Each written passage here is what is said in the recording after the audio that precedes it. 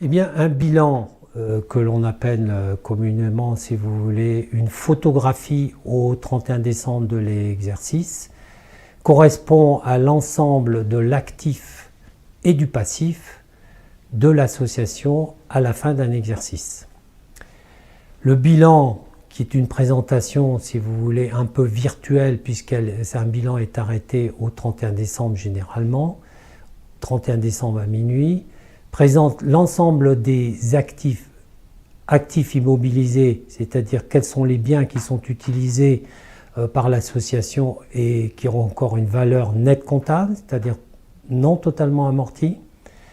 Ensuite, au niveau de l'actif, vous avez ce qu'on appelle l'actif circulant, qui reprend les stocks généralement, s'il y a des stocks qui sont utilisés par l'association, et l'ensemble des créances, c'est-à-dire les prestations qui ont été facturées, qui ne sont pas réglées, et l'ensemble des subventions qui ont été prévues, mais qui n'ont pas encore été mandatées au 31 décembre, qui restent à recevoir sur l'exercice suivant. Pour finir, nous avons les disponibilités, c'est-à-dire les disponibilités qui restaient en compte au 31 décembre de l'année, et les charges constatées d'avance, c'est-à-dire ce sont des charges que nous avons constatées sur l'exercice, mais qui ne correspondent pas à l'exercice que l'on termine. C'est-à-dire qu'une partie de ces charges sont à reporter sur l'exercice suivant. Au niveau du passif, nous avons les fonds associatifs qui comprennent l'ensemble des fonds qui permettent à l'association de fonctionner. Dans ces fonds, nous avons les fonds propres de l'association, différentes réserves, le projet associatif, le report à nouveau et bien évidemment le résultat qui est la différence, si vous voulez, que nous avons commenté tout à l'heure dans le compte de résultat.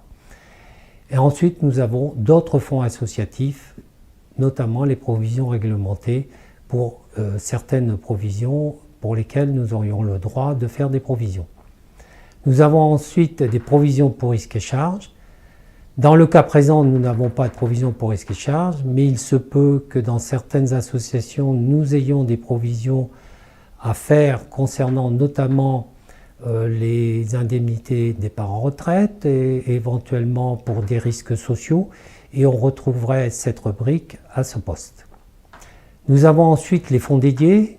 Comme je l'ai dit tout à l'heure, à la fin du compte de résultat, nous avons éventuellement des engagements à réaliser sur les exercices ultérieurs et une reprise des engagements à réaliser que nous avons faite sur l'exercice.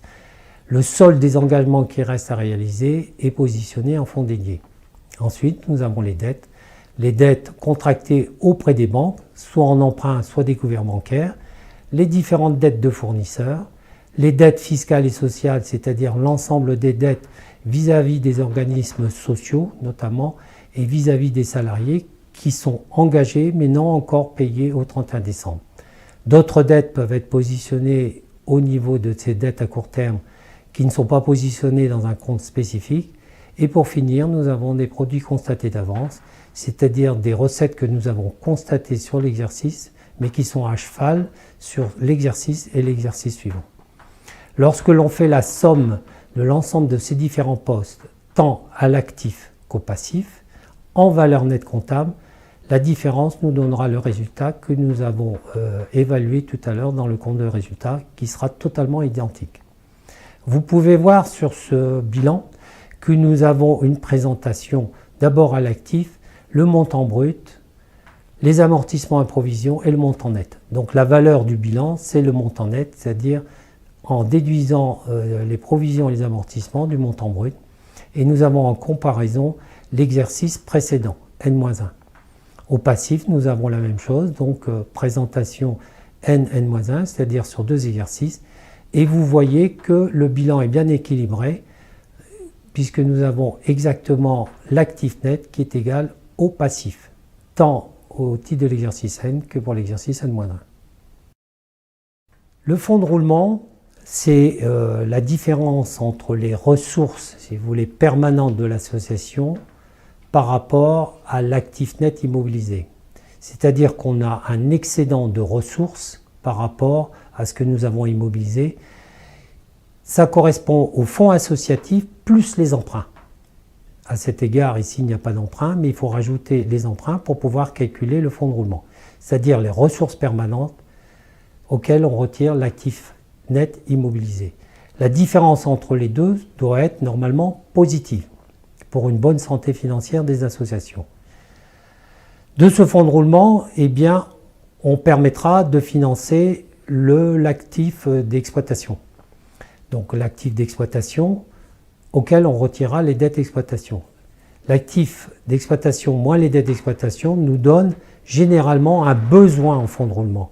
Et ce besoin en fonds de roulement est couvert par le fonds de roulement. Et la différence entre les deux nous donnera la trésorerie nette de l'association.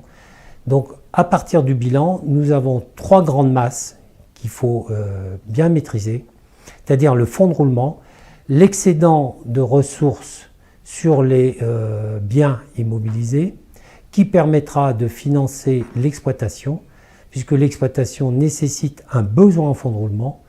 Et donc la différence entre ce fonds de roulement auquel on notera le besoin en fonds de roulement devra nous donner une trésorerie qui généralement devra être positive. Si elle n'est pas positive, eh bien on retrouvera au passif du bilan, si vous voulez, un découvert bancaire que l'on retrouvera dans les dettes au niveau d'emprunts et dettes, si vous voulez, auprès des organismes financiers.